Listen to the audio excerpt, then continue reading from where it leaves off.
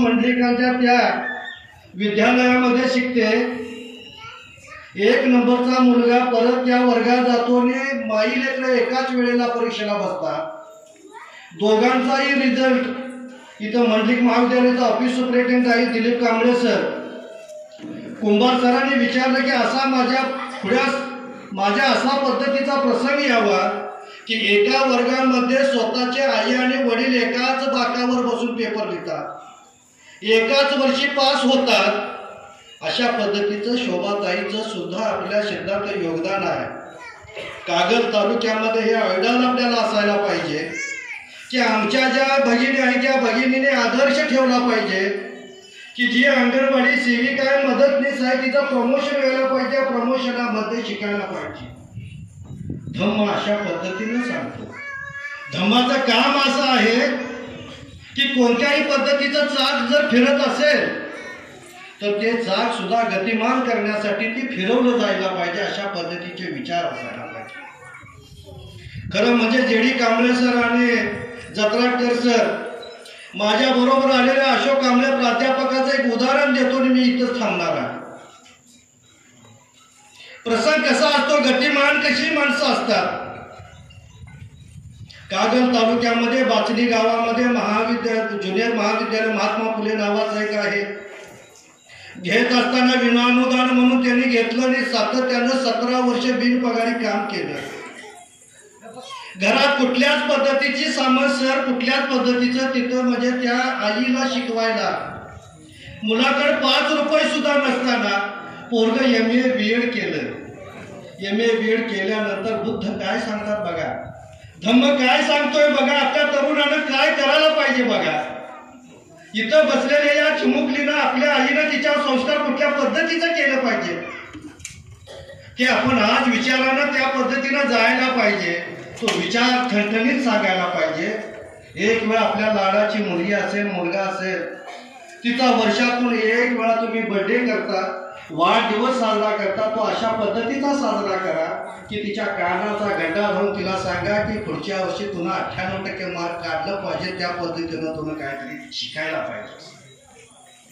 अशोक कांबळेच्या आईनं सांगितलं, मी ज्या ज्या वेळा जिथं जिथं जाईन, ज्या ज्या बांधावर भांगलायला जाईन, जिथं जिथं मजुरी करीन, तिथं काम करीन, मात्र बाळ तू शिकायला मात्र कमी पडू नकोस।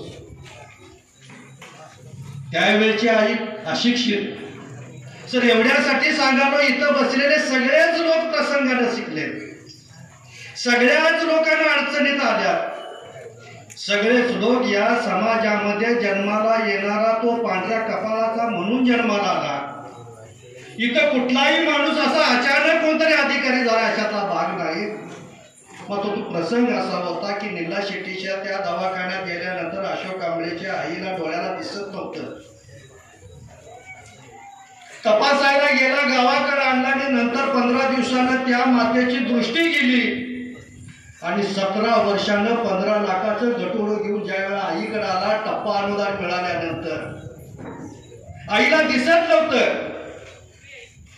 15 लाख रुपये घेऊन पोरगा आलं, पोरग्याला मात्र 5 रुपये प्रत्येकाकडनं मजुरीकडनं पोरगा 5ला सायकलला जायचा।